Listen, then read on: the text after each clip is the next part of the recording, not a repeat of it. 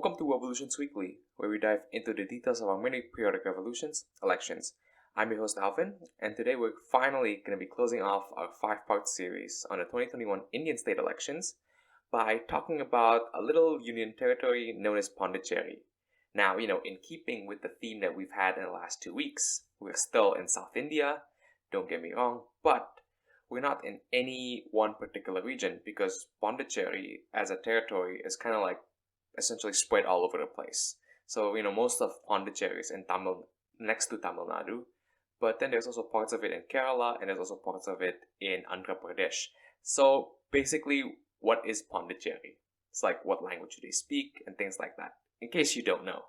So, Pondicherry essentially was French India. So, in the same way, most of India was, of course, colonized by the British. But, of course, as you might know, Goa is colonized by the Portuguese, and Pondicherry is colonized by the French. Now, I've personally been to Pondicherry, so so there's definitely a lot of French influences there. But anyways, so basically, eventually India got the territory, and basically from then until now, it's basically a union territory. Now, I keep saying union territory, but what exactly makes a union territory different from a state? I'll go run that through quickly. So basically, the main difference is basically a union territory is ruled almost directly by the central government. Of course, it's not direct rule, but the central government does have a lot of jurisdiction in regards to the running of the territory. So another example of a union territory probably like the capital region of Delhi and now also Jammu and Kashmir. That's just some examples. But anyways, so in terms of the legislative assembly, we're just talking about an assembly with different rules essentially, just a little bit here and there. So I think it's like, just for example, there's nominated seats. So this is something you don't see in other states. And in this case, we have 3 nominated seats. And because Pondicherry is a much smaller territory, it's essentially only like a city, basically, and for like 90% of it is one city. So we're basically only talking about 30 seats. And again, like I said, 3 nominations by the government of India. And this will be a bit important in a bit. I'll show you how. And, instead of like a governor, there's a lieutenant governor, which, unlike the governor in other states, has more overreaching powers. And it's essentially the representative of the central government in these particular territories. But anyways, now that we've got that out of the way, let me just tell you what's going on in this particular election. And, what's kind of like the political dynamics of this union territory. So anyways, we have 2 alliances basically, and this one's a bit more familiar. It's going to be the UPA, the United Progressive Alliance, versus the NDA, the National Democratic Alliance. Now, of course, UPA is Congress, NDA is BJP. That's how it is in the central government. But don't let the names deceive you.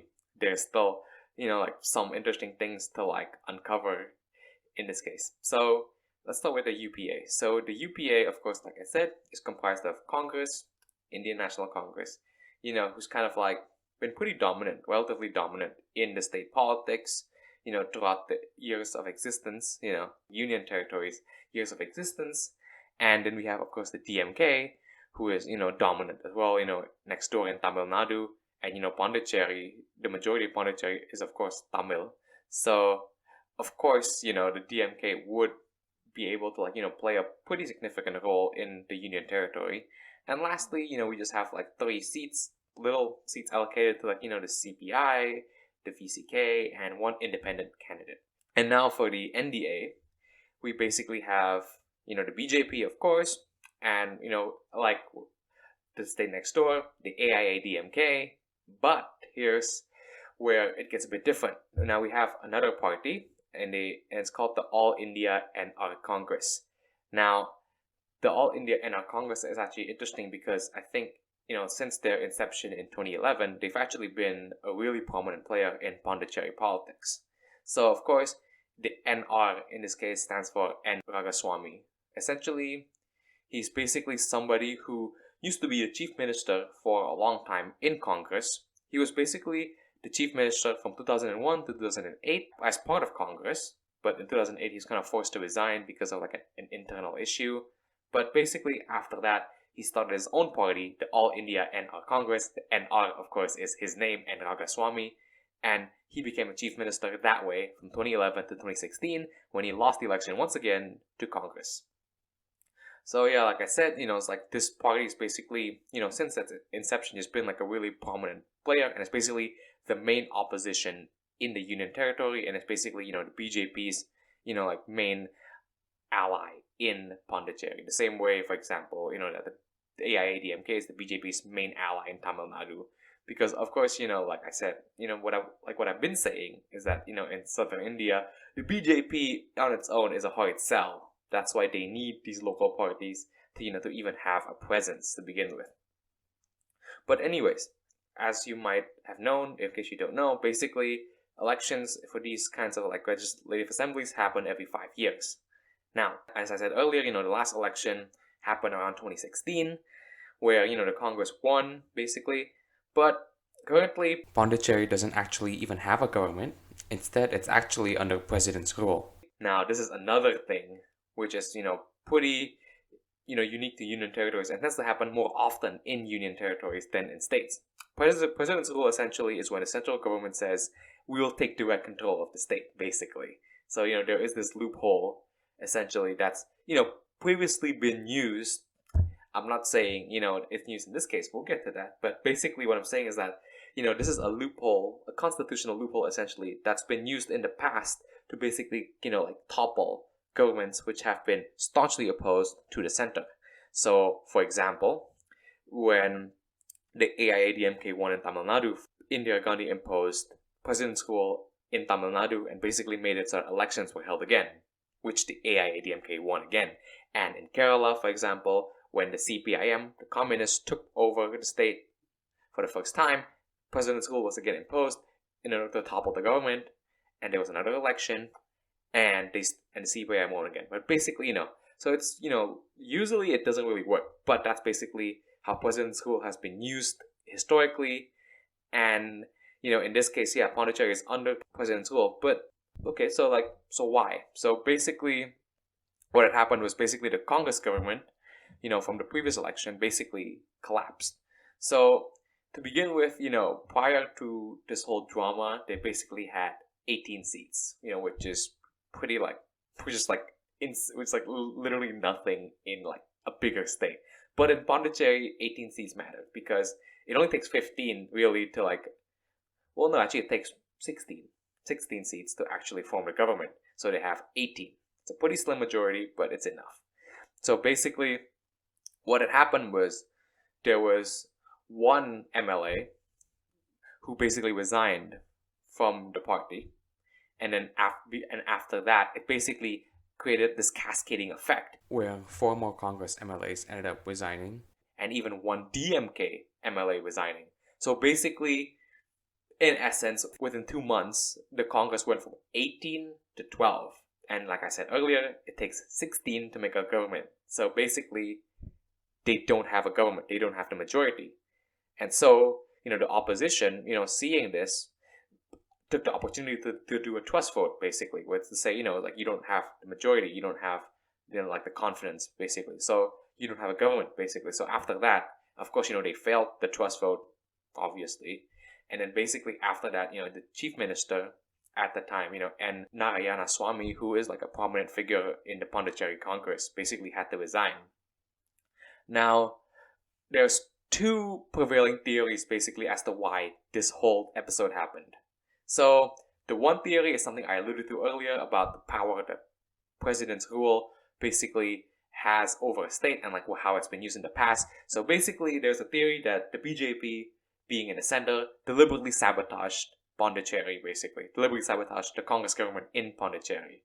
And, and president's rule is essentially just their way of 1, directly taking control, and 2, collapsing government. Not that it really mattered because, elections were going to happen in a few months anyway. I mean, it did make the Pondicherry Congress look really bad and really disorganized, so I guess they scored points there. But, basically, yeah, so they have president's rule right now, and basically, the way people say they did this was basically through their lieutenant governor, Kiran Bedi. So, like I said earlier, Union territories tend to have something called a lieutenant governor, which is essentially, the difference between like a president and a prime minister. So, that sort of relationship, it's something similar in the States and in the Union Territories. But in the Union Territories, these people appointed by the center tend to have a lot more power.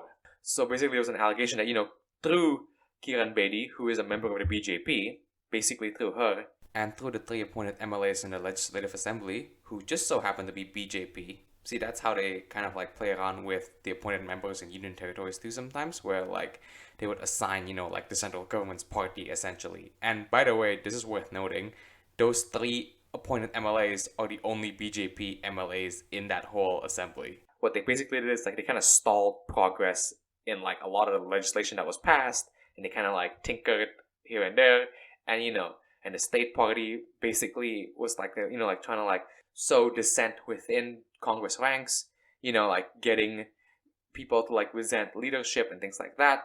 So then like a big example of this is like a Namasivayam, basically, who's like a prominent member of the Congress in Pondicherry, basically defected to the BJP. And it was like him and like one more MLA who was like his supporter or something like that. But basically, like there was literally two defections to the BJP, and like everybody else just resigned. So it was just like mess basically. So that's one theory. Now the other theory essentially states that no, it's like basically the governorship of V. Narayana Swami basically is just unpopular to begin with. He's some people view him as like a bad chief minister. It's very like unorganized. The fact that he can't even like hold his MLAs together and like most of his ministers, and these are like ministers too, by the way, who resigned. So this is a big deal. So basically, the fact that he can't hold them together, the fact that that they all just kind of left, it kind of like it's a really bad picture on him, and not plus add to that, like he's not exactly like flawless either, because he's basically a gaffe machine. That's what I get the impression that I get. Where he keeps like making he keeps making statements which are which like lands him in like a lot of hot water, and it's basically in the end like after all of that, after his subpar governance, and basically after all like 6 people from his coalition resigned, basically he ended up being like more of a liability than a benefit. So there's that theory as well. But in terms of like being more of a liability and things like that, that's basically like the case. So like I said, he resigned right after as chief minister, and basically like within the Congress roster of candidates, one Congress is already contesting in less seats. So they've contested, it was 21 in the last election. Now they're only contesting like 14. So it like kind of shows that they're kind of like giving more weight to the DMK, who's contesting at 13 seats this time, to actually take more of the control, probably because of this whole episode. But basically like V. Narayana Swami basically got exiled. He's not in like the list of candidates. He's not running basically. But because of this, with just how like messy Congress is right now in Pondicherry, and remember last week when I said Congress is also messy in Kerala, but basically with how messy the Pondicherry Congress is, there is no clear chief minister candidate right now. It's like, and like, so basically, nobody in voting for Congress, nobody really knows, who they're voting for, what sort of governance, what sort of vision they're voting for. Because, one, it was really sudden that, that the government collapsed. And like, I'm pretty sure because of that, they probably couldn't even come up with like a better campaign strategy and things like that. But, yeah, I mean, basically the only person I can think of is maybe like head of like the state Congress party, which is like A.V. Subramaniam, basically. So, he's like, yeah, he's the head. He's the only person I could think of who might be chief minister, but other than that, it's just like it's not really clear who will actually take the mantle after, the whole V. Narayana Swami debacle, basically. But, that's not to say that, the BJP and the AINRC, don't have their own little rift, or like if there's any other issues in the NDA. So, for example, of course, like being the All India N Ragaswamy Congress. Of course, N Ragaswamy would be the chief ministerial candidate for the NDA. But, I think it's like, as of now, the BJP is kind of reluctant to back him.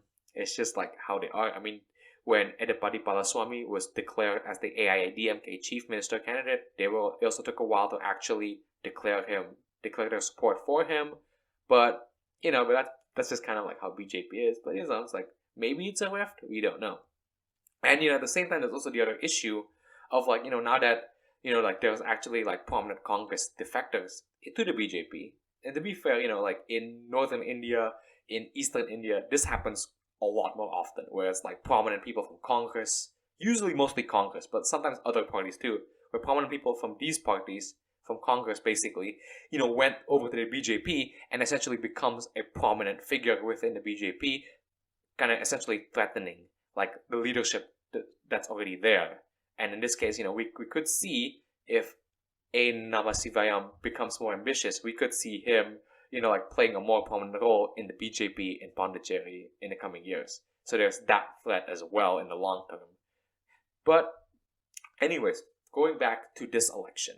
So what do the polls look like? And mind you again, this election happened. We'll get to that in a bit.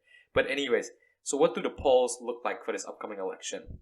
So basically what's set to happen is that the NDA is set to win about 21 seats. And the UPA is only going to win about 9.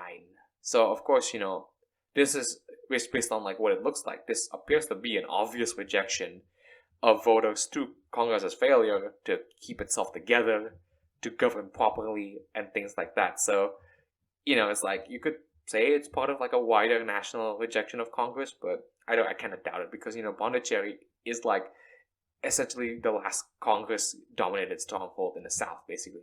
Like Congress is part of the alliance in Tamil Nadu with the DMK and things like that, but like as a prominent partner, well, their only stronghold is Pondicherry, basically. So, for the voters to really reject them like this, it basically means, they've really had to like royally screw it up, which they did, by the way. And at the same time, it also maybe points to like, an increasing prominence of the AINRC, and also maybe even the BJP, because I mean, like, who knows? Like I said, the BJP is trying really hard to make inroads into the deep South. They've already done it in Karnataka, so basically now the door is basically open. South India is not completely impossible for the BJP to win, but the deep South could be really difficult, and that's what they want to do here basically. And what's really interesting, that's kind of a pattern that I'm noticing, and maybe I don't know, maybe this might get broken in the next election, maybe not. But what I'm noticing is a sort of consistent anti-incumbency. So basically, since N. Ragaswamy won his election in 2011, basically they've kind of been like flip-flopping parties. So so you have Congress, then you have the AINRC, then you have Congress again, and now you're set to have the AINRC again.